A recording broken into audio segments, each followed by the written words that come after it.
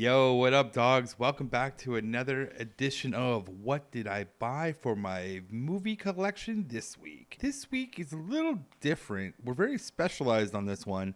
This is the Canuxploitation episode. And what I've done is, over the last few weeks, maybe even months, I've been picking up random Canuxploitation films that I've found in the wild and or online. And I thought I would just collect them all up till I got a good chunk of them, and then I would share them all with you at once as a big extravaganza of Canadian content made by a Canadian for Canadians and people around the world. So, beside me, as always, is the stack, and let's get started with the first movie. And it's a DVD.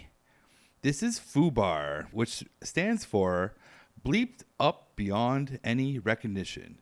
And I cannot seem to find this movie on Blu-ray anywhere in the wild. I think I can get it on Amazon as a 2-pack that comes with the sequel. So this movie came out in 2002, and it is an R-rated comedy movie that runs for about 1 hour and 16 minutes. It's very short. So the movie is written and directed by Michael Dose, and he has 2 co-writers, David Lawrence and Paul Spence. And it stars Paul Spence, David Lawrence, and Gordon Skilling. The logline reads as, "Headbangers Terry and Dean explore the depths of friendship and the art and science of drinking beer like a man. FUBAR." I picked this movie up for $4.99. As I said, it's a DVD. Let's take a look at it. So that's the beautiful cover art. This is the... Oh, there's a pamphlet inside here. What? Oh, neat. I wasn't expecting that. So you have this nice little pamphlet with a scene selections, kind of like a... I've never seen such a thing. That's interesting. And we have the DVD right there. And for special features, we do have deleted scenes, character biographies, 3 music videos, filmmaker commentary track by Terry and Dean, and a short film, and some photo galleries and trailers. So quite loaded for a DVD, actually. I haven't seen this movie in 20 years, for sure. Maybe I'll be generous and say 18 years, you know what I'm saying, or 15 years. It's been so long since I've seen it, I actually misremember like everything about the film. So when I do get around to watching it, which means I actually have to buy a DVD player to watch this, unless I can find it on Blu-ray, which I don't think I ever will, because if I recall, I saw it on Amazon, but it's like $70 new to get the 2-pack, and I don't think I'm going to do that. I'm going to try and find it in the wild and hope for the best. So the next movie in the stack is Real Time. This movie came out in 2008. It's an R-rated comedy drama, and it runs for 1 hour and 30 minutes. The movie is written and directed by Randall Cole, and it stars Randy Quaid, Jay Baruchel, and Jane Eastwood. The logline reads as, "Andy, a hyperactive compulsive gambler, has just been given 1 hour to live before a hit eliminates him for overdue gambling debts. With the deadline looming, Andy chooses to spend his last hour in more than one unusual way." So I picked this movie up for $3.99. It is a DVD. That's the case cover for it. On the inside, we have nothing other than the DVD. As for special features, we have a cast and crew featurette, and that's it.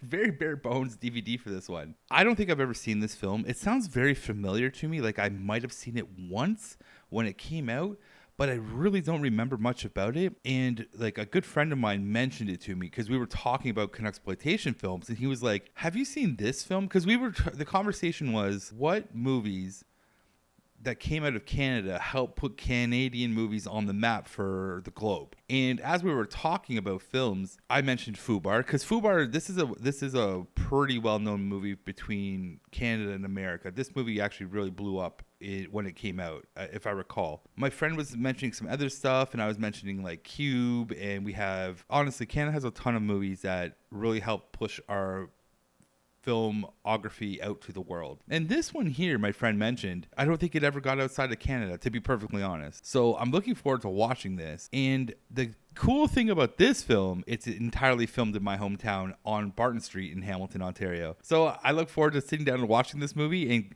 maybe I have seen it and I'll be like, oh yeah, this film. But I don't know. I'm drawing a blank on it. So the next film in the stack is Skip Tracer. This movie came out in 1977. It is a PG drama thriller that runs for about 1 hour and 35 minutes. The movie is written and directed by Zale Dallin, and it stars David Peterson, John Lazarus, and Rudy Sasbo. So this film I found out about by just searching Canuxploitation films, and a boutique shop called Golden Video Ninja had this available for, I think it was like $25, and then you had shipping and all that jazz. So this is the front cover here, and on the inside we have the Blu-ray and a nice little booklet here. Let me get the booklet out for us. And it's just a black and white paper booklet about Canadian cinema, and it has some suggestions in here for some Canadian cinema to look into too.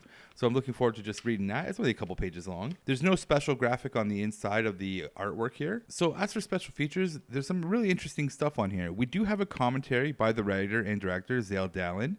We also have a retrospective interview about his career, and there is a video essay on here about what the hell is Canadian cinema, which I also would like to really check that out, because that is a question I keep asking myself. What is Canadian cinema?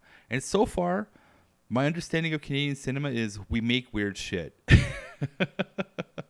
I'm still doing a lot of research on Canadian cinema, and I'm looking forward to just keep deep diving into it and finding out more and more about what the hell is Canadian cinema. So I look forward to that. And also on here, as a bonus feature, we get his unreleased film called Passion. So that could be cool. I actually look forward to watching this. And again, this is a movie I've never heard about, never seen, no clue. It came out in 1977. I wasn't even born yet. And here's the thing about Canadian cinema too, that I've been thinking about a lot recently. How were our films distributed in Canada and or around North America even? Because this is a movie that was out in 1977, and I always wondered if this film got played in the Buffalo area or New York area or any of the cities that are on that share the border with Canada. I've always wondered this, and if it didn't happen, then how did these films get spread about in Canada? And that's something that I think I'm going to be getting into a lot more as I travel through the wormhole of Canadian cinema. And I'm excited to learn more about it. So the next film in the stack is called Kanehsatake.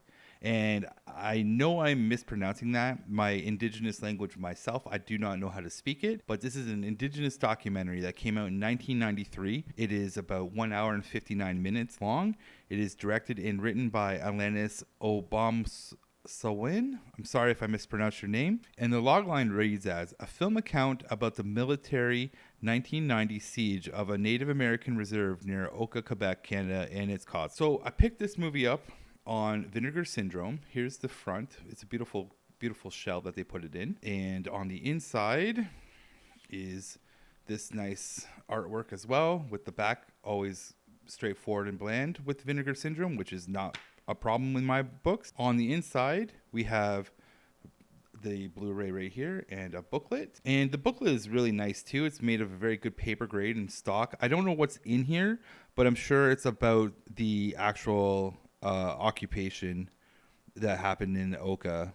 So I look forward to reading that. And when you take all the stuff out, we have the original documentary artwork. So as for special features on here, we do have a commentary by the director, and we also have what looks like 3 other short movies in here as well, which I do not know what they are about, but I look forward to watching them. So growing up in the 90s, I knew of Oka only through my mother and her stories that were told to me. And it was mostly what was said in the news and stuff like that. Like, we're not from the Quebec province, so Oka is so far away from us. But whenever stuff happened in my neighborhood at the reserves, my mom was always worried about the Oka incident, and she'd never wanted to see that happen in our area. So it was just like a talked about thing in my family, but wasn't really well known about from my point of view and my mother's point of view. I think I might call my mom and see if she wants to come over and watch this with me, so we can have some family bonding over a documentary about our people. So that would be really cool. Hopefully she's down to watch that with me. Which she will. It's my mom.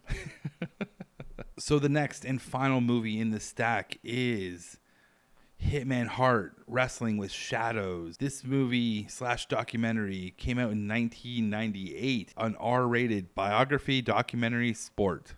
That's what it's listed as. And it runs for about 1 hour and 33 minutes. The movie is written and directed by Paul J. And it stars Bret Hart, Owen Hart, Brian Pillman, and many other wrestlers, as this is a documentary that is behind the scenes of the WWE / WWF at the time. The logline reads as documentary focusing on the career of pro wrestler Bret Hart and his controversial exit from the WWF, which if you're not a wrestling fan, it means the Montreal Screwjob to everybody who is a wrestling fan that knows what happened. This is all the chaos and trials and tribulations that happened after and leading up to the event of the Montreal Screwjob. I was 19 when this film came out, and I haven't seen it since then, so I don't remember a lot of it. And sometimes I get events mixed up with the WWE produced movie / documentary called Beyond the Mat, I think, and I haven't seen that since that came out either. So sometimes I get the events all mixed up, and I'm glad I have this now. I picked this up also from Vinegar Syndrome for I think around like $25-ish. This is the exclusive version with the slipcover on it. So as you can see, here's the beautiful front of the slip, and here's the beautiful back. I love this artwork on the back. It's so damn good. And on the inside, we have the same slip. Normal boring background like most Vinegar Syndrome stuff. On the inside, we have the Blu-ray right here and the beautiful artwork / booklet. And when you take everything out, you have the beautiful artwork here. That's the original Blu-ray / DVD artwork. And here's the booklet, which looks really cool. That's the Hitman's logo. And on the inside of the booklet, it's just like a conversation with, I think it's Paul J and the producer of it as well. And they just talk about like, what you know about wrestling and stuff like that. And actually, when I read this booklet, I learned that this was actually a Canadian made documentary, which I did not know. I always thought this was a WWE product, and it turns out I was wrong. So for the special features on here, this is amazing, especially if you're a wrestling fan. We have an audio commentary on here with Bret Hart and Dave Meltzer, which could be wild to listen to. And we also have a new interview with Bret Hart and a new interview with the director, as well as a bunch of featurettes. I can't wait to get into this. It's been so long since I've watched it that I misremember the documentary itself. So I'm excited to watch it like it's the first time. So that's the end of this week's collection update. And I hope you guys really enjoyed the Canuxploitation aspect of this one, and I just want to say thank you guys for giving me a few minutes of your time, and I look forward to doing this again. I will do another Canuxploitation exclusive collection update when I find more hidden gems out in the wild. And the one thing I've learned so far about collecting Canuxploitation films, a lot of them do not make it to Blu-ray. So I have to go to the DVD bins, and that's the wild, wild west in there. And fingers crossed that I can find some gems in there. So anyways, again, thank you. Leave a comment if you want to. I'll be out there hunting. I hope you guys have a good week and enjoy the movies and happy collecting. Peace.